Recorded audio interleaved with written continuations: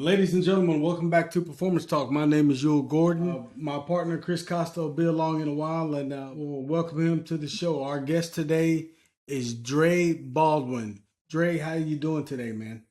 I'm doing amazing. I'm excited to be here. How you doing? I'm always good. I tell my daughter all the time, I'm like a bologna sandwich. I'm always ready. And she looks at me like I'm crazy. She looks at me like I'm crazy, but I never heard that one. Anybody who has opened a package of bologna, they know you don't have to do much to it. Either you like it or you don't. That's right. That's true. It's there. It's always ready. So that thing. So Dre, why don't you start off by telling us a little bit about yourself, and we know we're taking your perspective as an athlete. So talk about your start as an athlete and how you kind of realized preparation and performance preparation was going to be a lifetime thing for you. Sure. So come from the city of Philadelphia, now based in Miami, Florida. Always played sports growing up, got to basketball around age 14, which is pretty late if you want to go somewhere like playing in college or playing pro. Right. Only played 1 year high school ball, sat the bench that 1 year, scored 2 points per game. And I tell people, since you know sports, but tell people who don't know sports, you score 2 points a game in soccer or hockey, you make the Hall of Fame. You score 2 points in basketball, you ain't playing. Exactly. So getting out of high school, I wanted to play college ball, but nobody was checking for me. I didn't have any offers or anything like that. So I walked on at a school that eventually became a Division III. And I played Division III college ball and played out my college career. But again, Division III level usually doesn't produce pros. So getting out of college, nobody was checking for me to play at the pro level. So I had to basically market and sell myself to get my opportunity. I went to an event called an exposure camp, which I'm sure you and many in the audience know about those. I went to an exposure camp. It was basically a job fair. You had to pay to go to this thing. I paid to go to it and played pretty well over a 2-day event. And that event got me a really good scouting report. That scouting report, I went and leveraged that by cold calling basketball agents. That's how I got my first agent. I went and called them. Usually the agents call you if you're really good, but I had to call them because they didn't know me. So I went and got me an agent. That agent got me my first contract. So that was in Kaunas, Lithuania in the summer of 2005. So I graduated college in 2004. I didn't sign my first contract till more than a year after getting out of school. That's how long it took me to get my first chance, which was in 2005. And that started what became a 9-year journey in professional basketball. And at the same time, I started putting videos on YouTube. And that's where I started to build a name because most people in America don't watch overseas basketball, even if teams I was playing for had been on TV, which they weren't. But if they were, they still wouldn't have seen me. Right. But I started to build my name on YouTube. So a lot of people who they recognize me in the street today is from YouTube, not from playing professional basketball, ironically enough. And through doing that, what happened is the players who were watching me, they eventually started asking about mindset because I was showing them the mechanical stuff, how to dribble and shoot and jump. Right. And they were getting value from that, but they were realizing that alone was not enough. They needed an extra piece to go and actually put this stuff to work in the real games and in their careers. And that's when I started talking about the mindset pieces because I'd always had that, not always had the mindset, but I think a good amount of it kind of came naturally to me. Is just the way that I think. And then it's just the ability to articulate it. That started to show because people were asking me the question, or how do you show up every day to work out? Or how do you get the confidence to perform in the game the way you do in practice? Or you got cut from your high school team all those years. You walked on at a D3 and then you still play pro. What gave you the mindset to keep trying when everything around you said, give it up? Or how do you get started? How do you get started with any of this stuff? You want to play overseas. What do you do first? What's the next move? Where do you go if you want to get known on the internet? Because now, by this point, this is probably about 2010, being known on the internet was actually starting to become like a thing. Now kids were growing up wanting to be known on the internet. All right, that was a new thing. Right. Oh, I know. Right. And by that point, I was known on the internet. So I started talking about these things like discipline, confidence, mental toughness, personal initiative, which I'm sure we'll get into. And not only did the players appreciate it, but people who did not play sports started seeing those videos because I was just talking about mindset. I wasn't referring to sports. I was just talking about mindset for the athletes, but it could apply to anyone.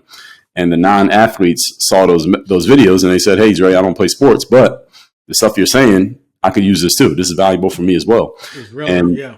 Right. And I'd always seen myself as stepping outside of the sports world when I was done playing. So I knew I didn't want to go into training or coaching. I knew that when I was done playing, that was it. I didn't want to do anything else in sports. So when these people who didn't play ball started telling me that this message was valuable for them, that was a light bulb moment for me, because it told me, okay, these are the people I can serve when I get done playing, because when I'm not playing anymore, I won't be able to, because at this point I was selling programs and stuff to the ball players, but if I'm not on the court every day, they're going to forget about me. So I need another audience. So I knew I was going to have to step into something else. And that's exactly what I did. So that was 2015 when I stopped playing. So almost for nearly a decade now since then. That's what I've been doing full time. It's just building up this business's brand called Work on Your Game, where we extract the tools to help athletes get to the top of the sports game, and we teach those same tools to the professionals and the business people out there.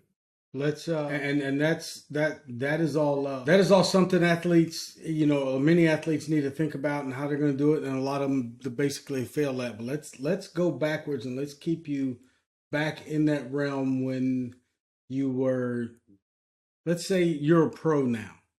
Mm-hmm. Now you took these skills that you had, from high school to college and college to market yourself. Those are the skills I'm talking about. The other skills that you needed obviously were the physical skills and understanding how to prepare. And this is what I talk about a lot with audiences outside sport is the steps to preparation and what you need to do, not only the mindset step, but the consistency, the persistency, the drive, the whole ball of wax of preparation. So on the physical side for you, when did you learn that there was more to sport than just the skill? Great question. I would say when I first came to realize it was probably around age 15 or 16. And at this point, I'm just playing in the neighborhood at the playground. Okay. And I realized that a lot of players, when sometimes I would play guys one-on-one in the middle of the summertime, and they would want to take a rest during the game because they were getting tired. Right. And the harder I played them on defense, they had to use more energy to try to score, and then they need a rest because they were using all that energy. And I realized that I'm a natural athlete. I've always had a good amount of athleticism. And I saw that these players, they're getting tired in the game. So I figured, the same drills that the coaches have us doing practices, like running suicides and doing sprints, man, I could do those by myself in the summertime and get myself in better condition than these other players. And I could beat them just on that. Like, they might be able to beat me in talent or skill, or they might be a little bit better than me, or we might be equal. But what can I do to separate myself is that I can make them tired. When they get tired, they can't play defense as well. They can't make those jump shots because the legs go, and that'll give me the opportunity. So I realized that conditioning part of it, that was a competitive advantage, because I realized most players didn't want to do that. And I remember, I'll give you another thing. Are you a basketball follower? You follow basketball a lot? Yeah. Okay, so there was one guy from my neighborhood. He wasn't really from the neighborhood, but he had family in the neighborhood who went to the NBA. His name was John Salmons. You remember him? Okay. I remember the name. Yeah, he played at University of Miami, and then in the NBA he played for several teams, the Bulls, right, the Kings, the Sixers, several teams. And he would be in the neighborhood because he had family there, so sometimes he would be around, and I would see him at the playground in the middle of the day. So we're recording this right now, it's 2 p.m. So right now in Philadelphia, it's quote unquote too hot to be outside on the playground. Right. I would be out there. When I was 15, 16, he would be out there. He was about 18, 19. He was a few years older than me. Right. But I remember one day I was out there practicing. He was out there practicing. There's 2 full courts. So he was on that court. I was on that court. And I remember seeing him put the ball down. He just started doing sprints up and down the court in the middle of the afternoon by himself. I've never seen anybody do that. Right. And I never saw anybody do it since. After I saw him do it, I never saw anybody else in the neighborhood do that. And he was the best player around, obviously. And I always remembered that. I said, all right, this guy's better than everybody. And he's doing sprints up and down the court by himself for no reason. And when I got older, I started doing that. And it was working, because then when I would play against guys, they would get tired because they weren't doing conditioning. And that gave me the advantage. So since then, conditioning has always been a big thing for me. Well, on our show, and one of the reasons we took the opportunity to bring you on as a guest was to talk about these perspectives from an athlete. We talked to a lot of strength coaches, a lot of athletic trainers, a lot of, physical therapists. Athletes, not so much, but we talk to athletes. And sometimes the way to talk to athletes is through athletes.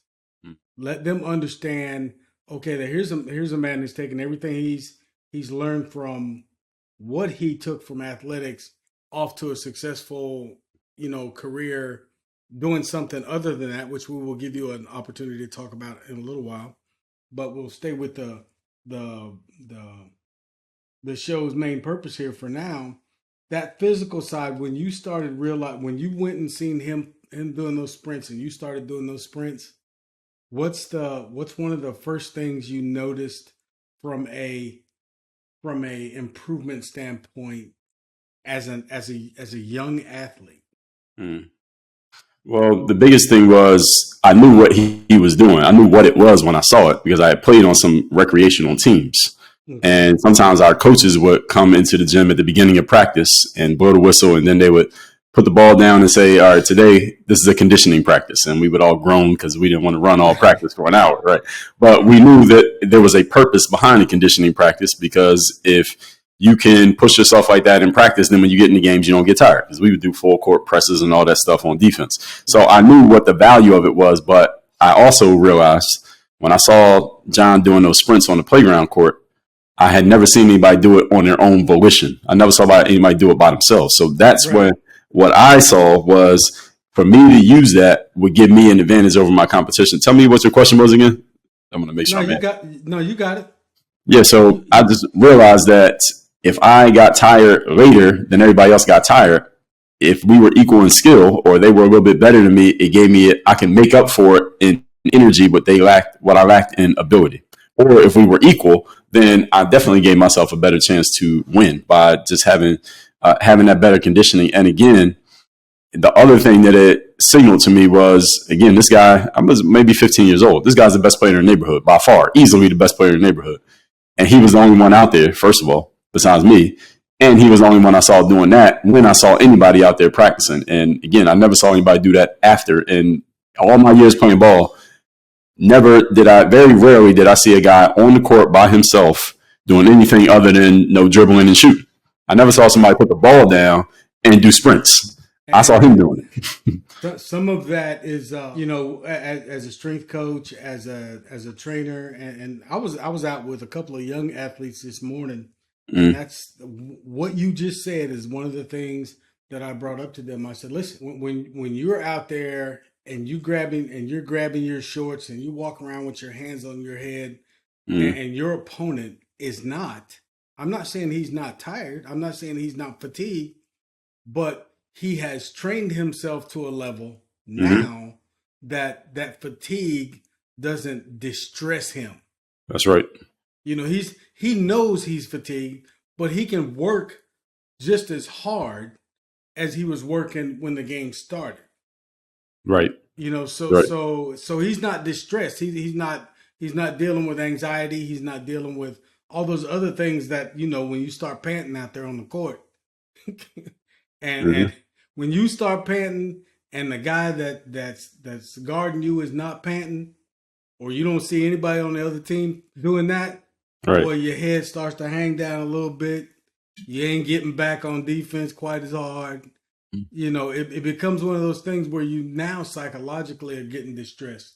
So right, when you notice this in high school, you're out there, you get to college, sort of some of the same stuff. Did you have a strength conditioning coach at the school you went to? No, I went to a Division III college. So we have some of them had them now. Come on now. All right, yeah. Now I think nowadays they started to advance it a little bit. But when I was in school, we had a head coach, and even his assistant coaches had to do it voluntarily because that's the kind of budget we were dealing with. So I went to a small college too, so I understand the budget deal. But yeah, that's hey, welcome, Chris. How you doing, man? Good. How are you? Hey, Chris. Good. How you doing? Good. Meet Dre Baldwin. We're sitting here talking about the importance of performance preparation for athletes, and Dre came on today to give us his perspective from an athlete's point of view. And hang on just a second. We got just a touch of something here. I want to see if I can get rid of. Don't know if I did, but anyway, to give us his point of view on preparation. And his unique situation is he went to a small college, and we were just talking about the budget and whether or not they had a strength and conditioning coach. And that was a short conversation, a short part of the conversation. Yeah. at the D3 level. He said, "Oh, come on now, I went to the D3 school. We didn't have none of that." So, and that was the answer to that question. So that's where we are. Yeah. But Dre, back to the conversation.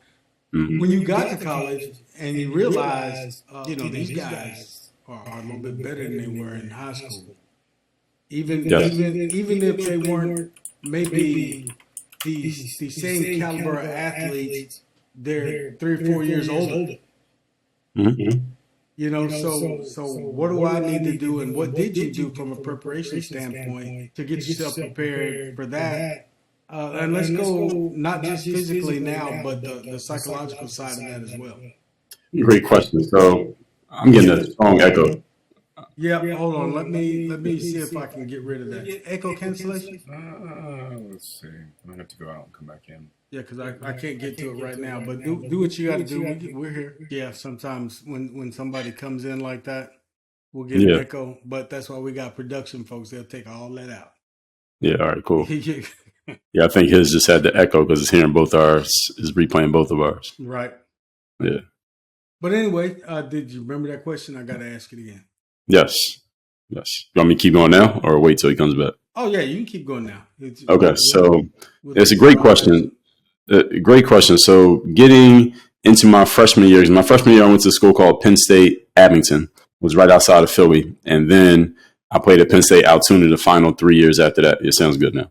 And so Penn State Abington, my freshman year, this is a very small pond of a basketball school. I mean, they didn't even have tryouts for the basketball team because everybody who came to the first practice, that was the team. That was it. So you didn't have to cut anybody. So my freshman year, I was probably the most talented player on the campus. I wasn't the best player, but I was the most talented. I mean, I didn't have the best performance, but I had more talent than everybody else there, and I barely played in high school. And I think preparation-wise, I just kept working on my game as I had been since age 14. And I just kept developing, and since I had started late, I was, I guess, what they call a late bloomer. So my talents were just starting to show even more as I got into my freshman year, but I didn't really know how to use them because I didn't have a lot of live game experience.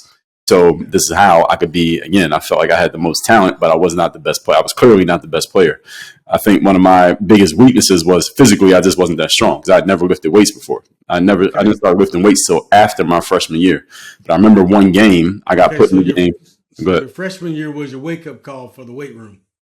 Yes, and I'll tell you how it happened. So we were playing a road game once, and I got in the game, and they had me guarding this big, burly white guy who wasn't really athletic at all, but he was big.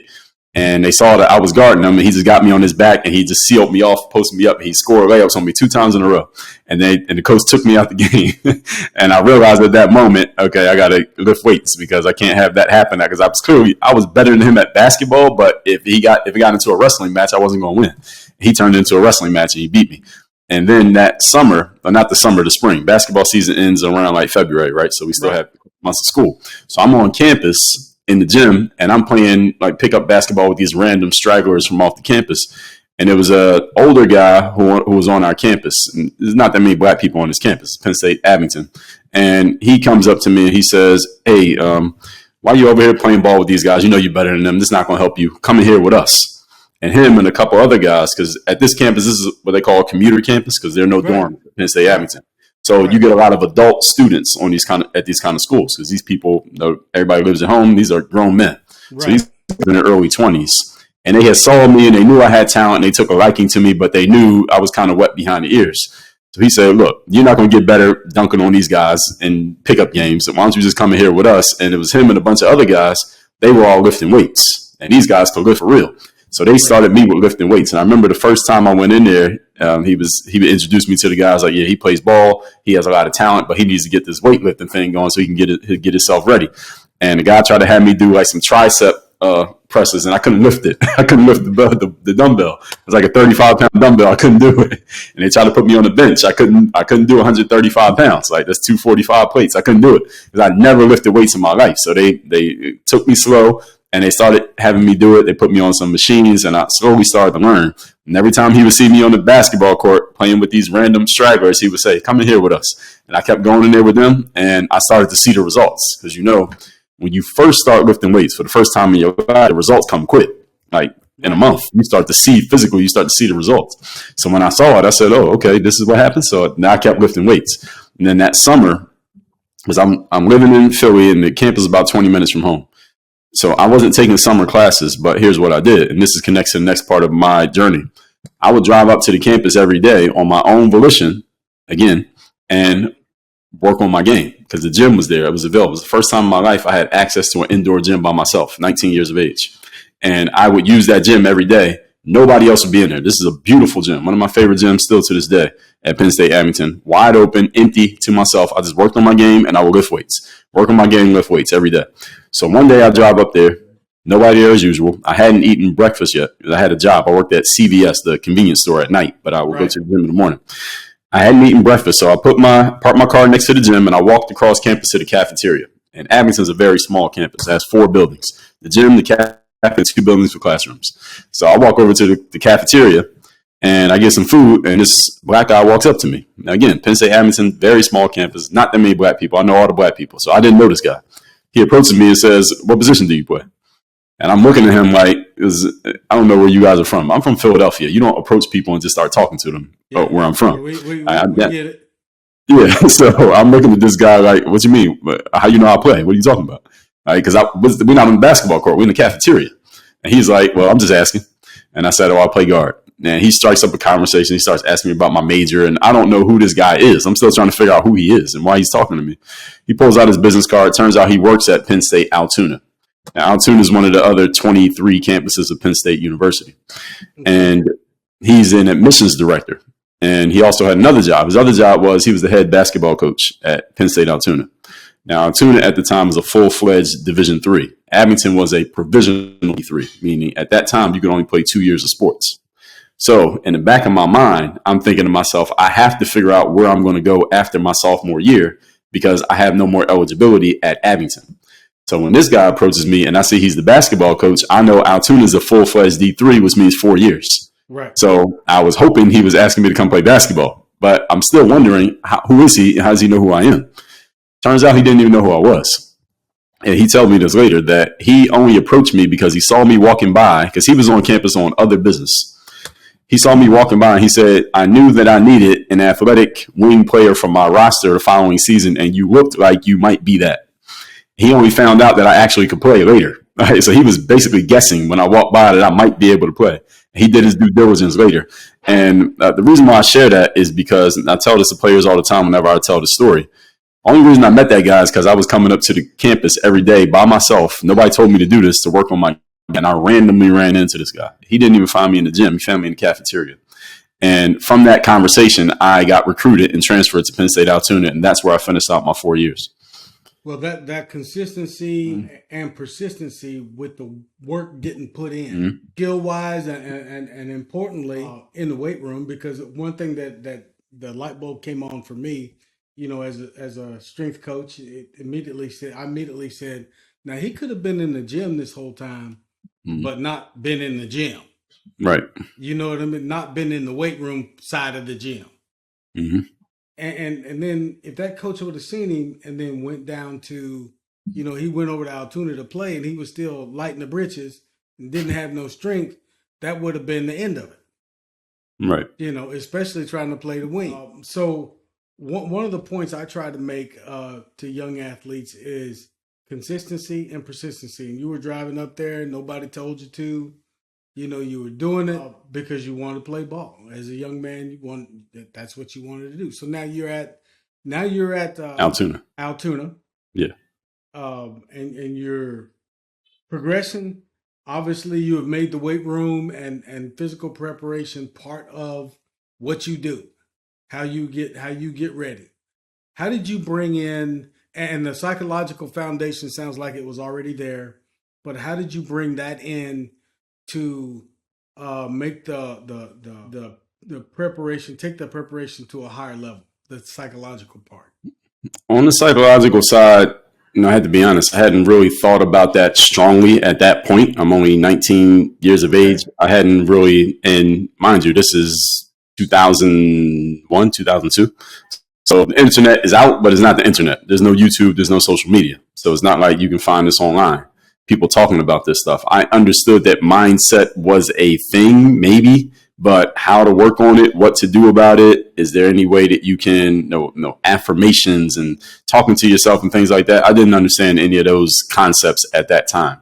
So really, it was just, I'd always been reading books and watching, at that time, you got VHS tapes, or you got the Michael Jordan tapes. So those are the kind of things that I was watching at that time. And then, of course, you had TV and magazines and things like that. But mentally, I was just, my confidence was very high, because here I was just a couple of years ago, I was sitting on the bench in high school. Now I just played 1 year in college. Now I just got recruited. For the first time in my life, I got recruited to play for somebody's team. And here I am. I'm on the team, and I'm physically feeling good. I physically look good because I'm lifting weights, and I know I can play, and I know I can come out here and do my thing against whoever. So really, my confidence was pretty high at that point. So that was really all the mental preparation that I was doing, just knowing that I can play, and the positive things happening were basically boosting me up. Okay, so now you're in into this thing a couple of years. When did you start thinking of, we all think when we head out to college, we want to be a pro. It doesn't matter what college, you want to make it to the pros. Of course. When do you start thinking about, okay, what do I need to do physically, mentally, and otherwise to get to that level? I was thinking I could play pro when I was like 16. This is when I wasn't even on the team in high school. I was thinking I could play pro. That was my idea. I was figuring, all right.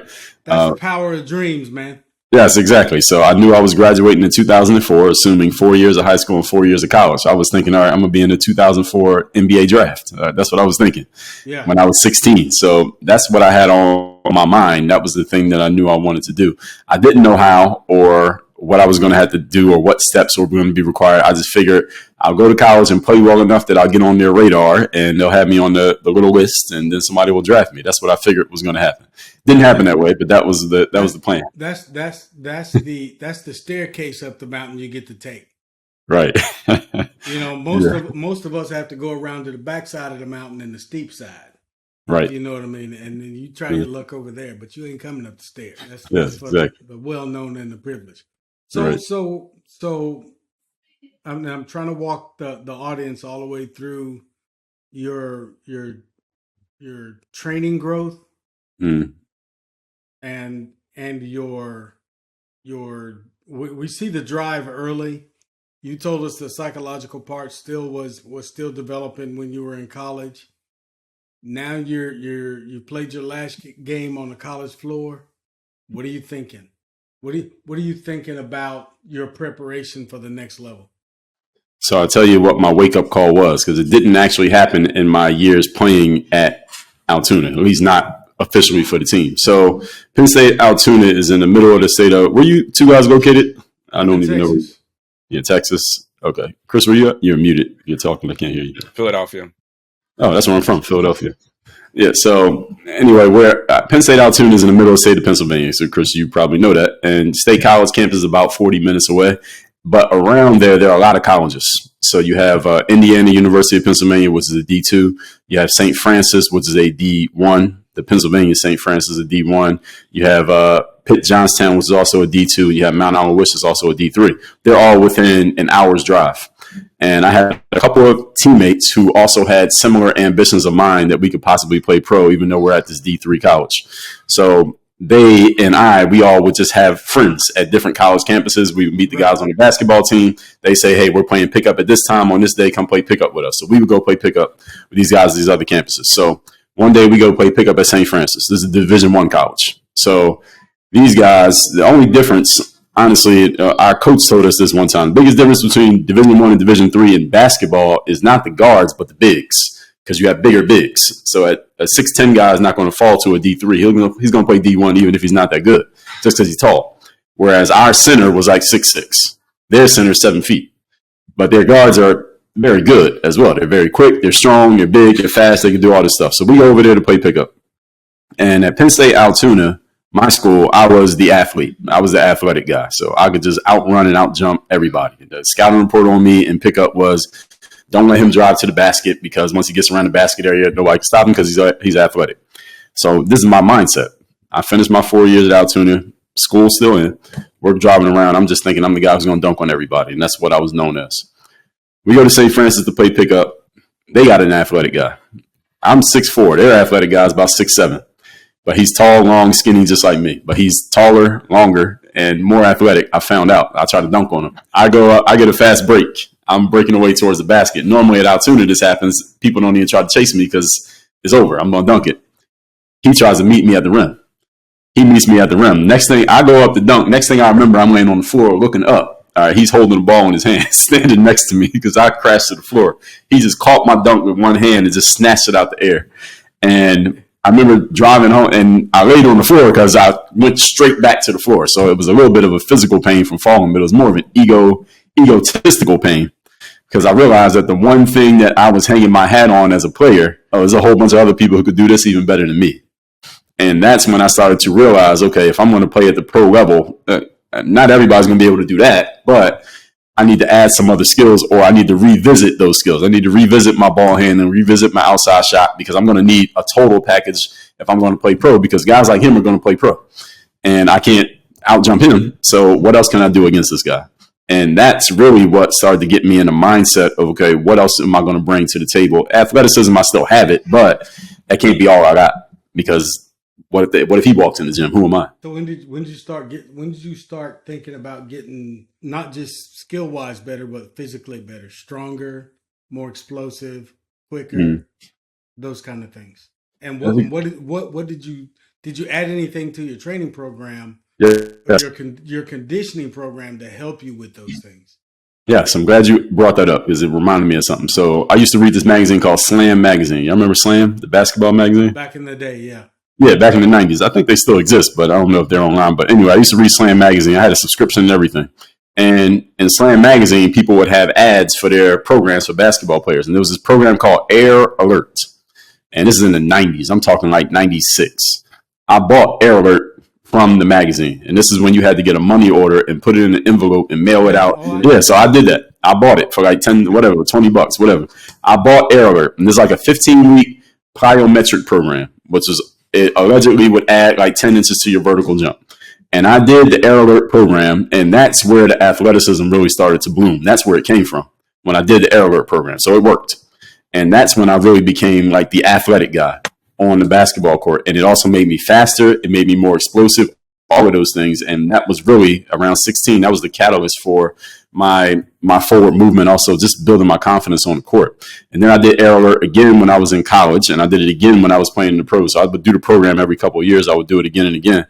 Then combining that with the weightlifting, once I learned how to do it the right way, the weightlifting stuff, that's how I started to build up my body development. And then I was just continually working on my game on the court, which nobody ever taught me. I never had a trainer. My parents are not athletes. Nobody ever took me under their wing and taught me how to play basketball. I basically taught myself how to work on my dribble, how to work on my shot, all of that footwork technique. I learned all of that just by watching people on TV and then just going on the court and just practicing stuff till I figured it out. Well, sometimes you don't need the extra interference of someone trying to train you. That's also true sometimes during exercise and plyometric stuff. You know, sometimes get messed up when you're young because of someone else's not great instruction. One of the things one of the things that we talk about here on the show is this: understand how to give guys cues to do things. Because if I tell you to stick your foot in the ground to change directions, or stick your foot in the court to change directions, what you're going to do is jam that foot in the court to try to change directions. What's going to happen is anybody's guess, you know, and none of them are really good. Sometimes nothing, which you say, well, if nothing happens, that's good, right? Well, you just cause yourself to be slower. So that's not good, because when you jam your foot in the ground, you're breaking your movement. So you're not transitioning, you're stopping and starting again. Well, we don't always want to stop and start. Sometimes we want to keep moving and transition from one movement technique to another. So to give you an example, in basketball, when the ball's rebounded, sometimes you're backpedaling, but then you have to turn and run. Sometimes you're shuffling, but then you have to turn and jump, or you have to, shuffle a little bit and then start backpedaling. Those are all transitional moves, or movements, and then transition to another movement. When you stick your foot in the ground to try to do any of that stuff, you're slowing yourself down. Now we don't have a lot of that with basketball players. Field players do that, a lot when they're trying to change directions. But a lot of field players don't have the same types of transitions or the speed of transition required for basketball players. They can make it up with linear speed after they turn around, or whatever the case may be. Basketball, if you one misstep and the guy's by you, Right. the court's not that big. Right. So you have to be a little smoother, and technically, in movement, basketball players tend to be a little smoother with the transition stuff. With that said, now you're going in, you're a pro, and you spent 9 years as a pro over in Europe, and let's not get it messed up. Anytime somebody says that you're a professional at anything, that means you are no longer at the collegiate levels. I used to know a lot of guys who used to say, well, and I'm using football for an example, they would say, well, Alabama could beat such and such pro team. I said, well, no, I don't think so. No. Or Kentucky could beat the Sixers when the Sixers were down a little bit. I said, nah, I don't think so. They get run off the court. Even though they were in the Final Four. Right. They get run off the court by the starting five of the Philadelphia 76ers players. So those same five guys could go to Europe and get run off the court. Now you're not playing against 18, 19, 20, 21-year-olds. You're playing against grown men with grown men's bodies, grown men's temperament and mentality. So once you get there, do you feel like your preparation has been enough, or do you need to do more? No, interesting thing about playing in Europe is the play styles are a little bit different, and they allow a little bit more physicality, right. Especially against American players. I'm glad you said that because I was going to ask. Yeah, so that's the first thing you notice is that something that you would call a foul in America, or you could expect a foul over there, is a no call. The refs is like, what you looking at me for? You got to play through it.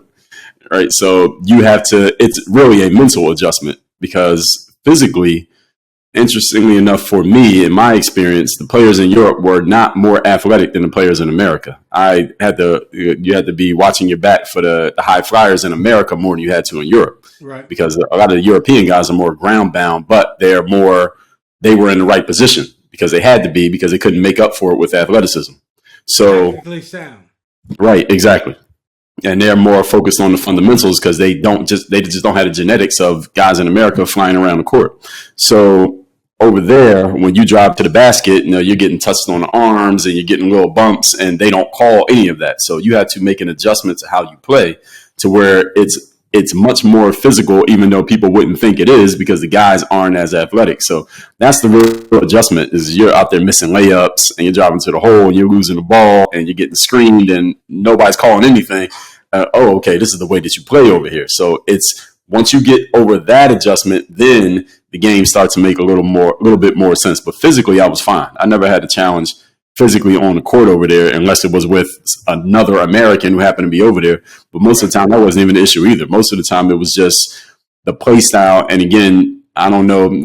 I think the referees over there see you as an American, especially a black guy. Maybe a white guy, they can't tell. But a black guy, they know you're an American. They're not calling anything.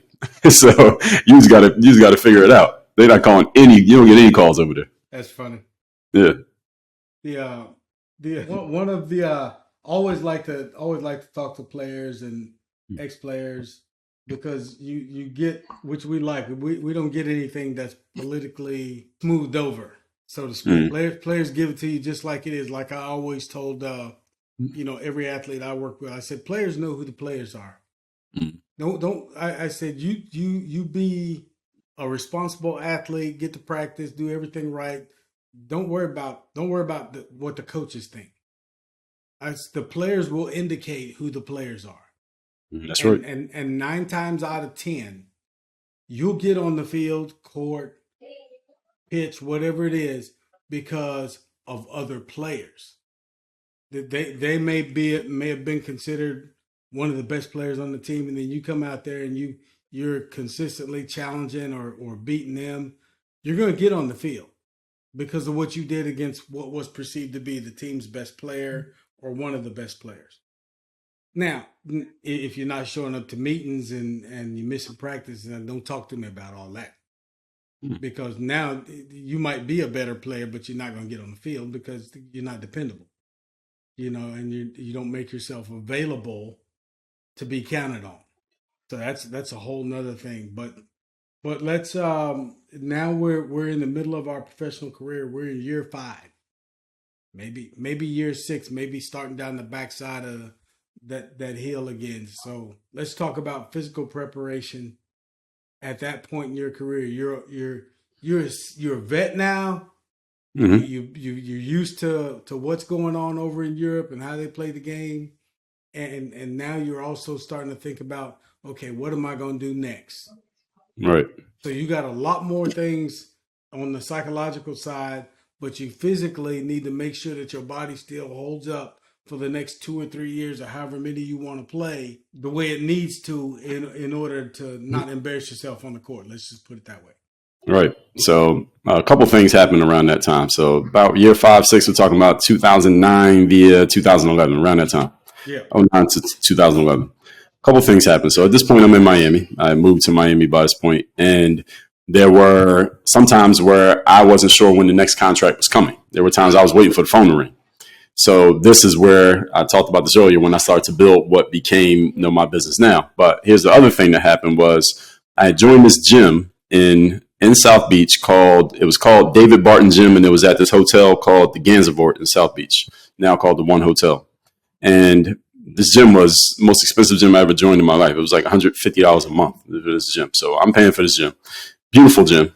Very nice people. And at one point I said to myself, well, I'm going to pay this much for the gym. Let me not just lift weights and get on the cardio equipment. Let me take some of these classes and let's see what $150 gets me. Let me take some of these classes. So I took a couple yoga classes and I took a Pilates class. I don't know if either of you ever took a Pilates class. So yeah. I take the Pilates class, and there's this little petite woman teaching the class, white woman. And she's talking through she has the microphone on. She's talking through the class. There's mostly women in the class. She has her doing all these movements. And Pilates is really just a lot of core movements. Yeah. And I couldn't do a lot of the stuff. And she's doing it while she's talking, and she's laughing and making jokes, and she's doing all the movements as if it's nothing. And I could not do the stuff. And I'm sitting there looking like, how is this little woman doing this stuff? Here I am with all these muscles, this athlete. I can jump 40 inches in the air. I got all these muscles, and I can't do these movements, and it's all core. I'm like, I got a six-pack. How can I not do it? And she's doing it. I couldn't understand it. So I came to the class again. I looked on the schedule. I looked at her name. I said, all right, I'm going to come to the next class she does. I went to the class again. And the same thing happened again. I could not do the stuff. And there was a lot of girls in there doing it. It was real. Yeah. And I got more muscles than all of them. So I'm like, how am I not able to do this? And she's doing it. That didn't make sense to me. And then at one point in the class, she said, hey, she had said something. And she said, hey, I'm sorry. I don't mean to yell at y'all. I'm used to working with athletes. And that caught my eye, caught my ear. I approached her after the class. I said, I heard you say you used to work with athletes. Do you still do that? Because it was something that she knew how to do that clearly I didn't know how to do. And her eyes got real big when I said that. And she became my trainer. Her name is Maria. And she became my strength and conditioning coach. She doesn't know anything about basketball, but she became my strength and conditioning coach because she knows the body inside and out. She knows everything about the body. So I explained to her what I wanted. I told her, like, sometimes I'm having some knee issues. Sometimes my hips feel tight. I got to be able to slide laterally, defensively, and I want to be more explosive in the way that I run and jump, because that was my calling card on the court. That's my most important skill, was my explosiveness. And she said, yeah, I can help you with all that stuff. And she said, send me some of you. I told her I play basketball. So she knew golf and she knew hockey. She didn't know anything about basketball. Right. She said, send me some of the videos, because at this point I got all these videos on YouTube. She said, send me some of the videos of you practicing basketball so I can see how you move. And she just watched some of those videos, and based off of that and based on what I told her, she was able to put a program together for me. And she trained me through the rest of my career. She was my trainer. And again, knew nothing about basketball, but she knew the body really, really well. And had I not met her, I mean, you and Chris, that meeting Maria extended my career probably 2 or 3 years, because at that point, I had never had anyone help me work on my body. And what I found out through her, she told me this very early, is that, Dre, you have all these muscles, but you're doing all these big muscle exercises, bench presses and squats and ab stuff. And you had the biceps, you got the triceps, but The things that you actually need to do is work on the muscles that support the big muscles. Because if you don't do that, those are going to break down. And you're going to have all these muscles, but you still can't move. And that was my problem. I never worked on the small muscles that support the big muscles. And I didn't even know what that meant. But she knew what it meant. And she would have me do these exercises where, and a lot of athletes don't understand this if you don't work with a professional, is these workouts where I wasn't even really sweating and I wasn't really that tired. Drake, say it again. There's a lot of things that athletes don't understand if you don't work with a professional because we don't know. Yes. Right. Now hold your thoughts because I usually interject on these. We talk to our audience a lot, and Chris and I have gone back and forth, and we've got into long conversations about what you have to understand as an athlete and as someone who's going to train and work with athletes. And basically, you said it in the nutshell. You have to understand the body. Right. And no more, all stop. You don't have to say no more. If they don't understand the body, if they don't have that foundational education and background and that understanding, find you someone else. Because, accidentally or on purpose, you're going to do something that's not going to be beneficial at best, and it's going to hurt you at worst. Okay, I'm sorry I interrupted you. Keep on going. No, it's cool. No, I'm glad you brought that up because she went on to explain to me. She said, Dre, you're on the court and you're doing these drills every day. You're using the same muscles every day. You're doing the same movements. You're putting the same stresses on the same parts of the body over and over again. And the reason why this is supposed to be my prime years. This is late 20s, early 30s. Those are prime years for a basketball player. But I was feeling like my body was breaking down. She said the reason that's happening is not because there's anything wrong with the muscles that you're working. It's just that you're not working on the muscles that support the muscles. I didn't even know what those muscles were, nor did I know what to do about it. She knew what to do. So she would have me do these workouts where, again, as an athlete, I'm used to doing a workout where I'm drenched in sweat, I'm dead tired, dragging myself home. Busting yourself up every day. Right. And we would do these workouts where I wasn't even tired at the end. But she's like, this is what you need to be doing because this is how your body is going to maintain and keep going. And when I started working with her, again, like I said, my career would have been done at 30 based on the way I was working out because I never had a trainer. I never had anybody working on my body. So all those miles of running, all that jumping, all that impact on my knees and my ankles and my hips. And I didn't understand loosening the hips. I didn't understand working on the joints that support the knee. I didn't understand keeping the ankles loose. I didn't understand any of this stuff. Genetically, I had good genes, but at a certain point, you can't just keep beating your body up without doing some recovery exercise. Recovery and maintenance. Yes, exactly, and maintenance exercises. So she really was a godsend for me to have taken that Pilates class and run into this woman who understood the body inside and out and didn't even know, again, as I said, a thing about basketball, but she knew the body. And that was why she was able to help me so much. And that really was a huge thing for me, and it helped my basketball game a ton. It helped me become more explosive. It made me last longer. I knew how to do maintenance now. Now I knew stuff I could do on my own for 5 minutes a day that helped keep my knees intact or my back intact, my hips, all of that stuff. And that was a really huge thing for me. So that was around year 5 or 6, and she took me through the rest of it.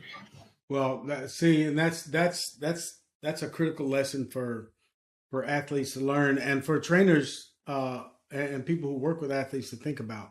As career lifespans go on, as you age in sports, your training program cannot be the same as it was when you were 22.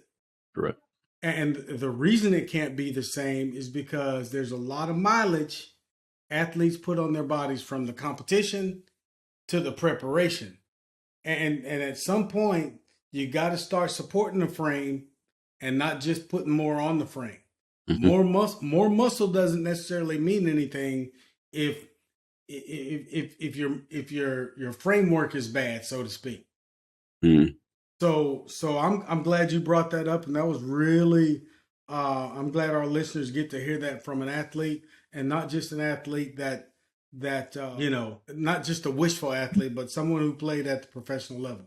And like I said at the beginning of our talk here, anytime you play at the professional level in any sport, whether you go play soccer overseas, you play soccer in the States, you play basketball overseas, you play football in Canada, anytime you playing at the professional level, It's not college.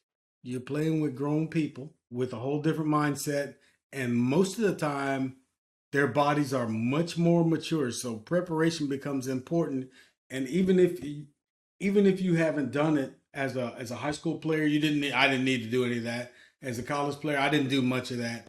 You're going to get into some of it at some point in your professional career if you last past, let's say, 2 or 3 years. You're going to have to do something to take care of your body and build your body and those kind of things.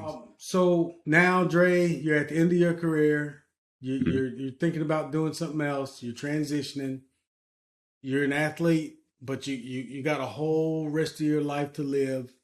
We don't go down this road with our athletes or with our talks too much, but you had a trainer. Mm-hmm. How did she help you with the transition? Did she tell you things that you could do yourself, without her? As a trainer who works with athletes, myself, I tell them, I say, if you need me after I've been with you your entire athletic career, if you need me after that, it should be only in consultation, because you should have enough skills now that you built to understand how you need to take care of your body, the rest of your life, physically, from a physical standpoint. Now, if you need some consultation and some advice, yeah, I'm here.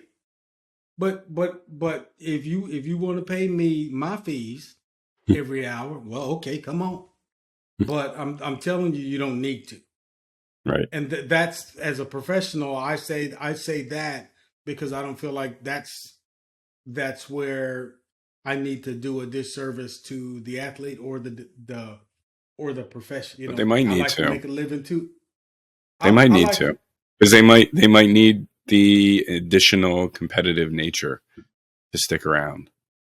I'm more curious to know, did anybody in your administrative management staff and any of the teams that you played for, especially coming down towards the end, help to prepare you for retirement from pro sports?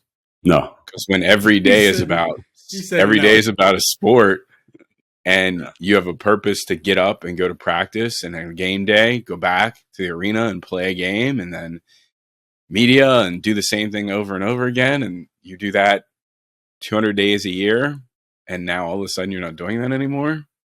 Yeah, they don't care about that. You've been competitive for that long. Hold on, Dre. Let me answer that for Chris. Chris, he said no.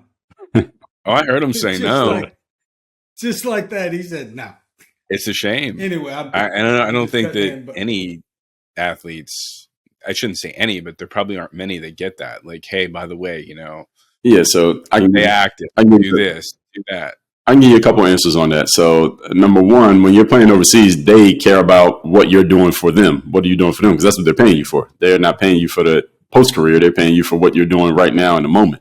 So they don't care about that, nor do I think, honestly, with many teams overseas and they're talking to an American player, do they even have the resources to tell you what you can do after that, unless you're trying to become like a coach or a trainer, join the staff. Maybe if you want to do that, maybe they can tell you something about that, maybe.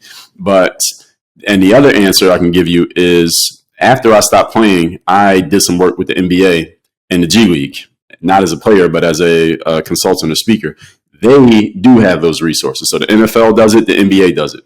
Yeah. They have events for the players that the players have to go to, where they come and talk to you about your finances. They talk to you about, what are you going to do after sports? What are you going to do next? Here are the other resources available to you, because they have the money to invest in the afterlife of the athlete. But overseas, they don't have that type of structure. They don't have a players union. The players union forces that to happen in the NFL and the NBA. There's no union for playing overseas, so therefore those resources don't exist. That was actually, beside all my interjection and my poor attempt at levity, that was actually a good question, because with that structure that's over here, I wish more guys would take advantage of it. Right.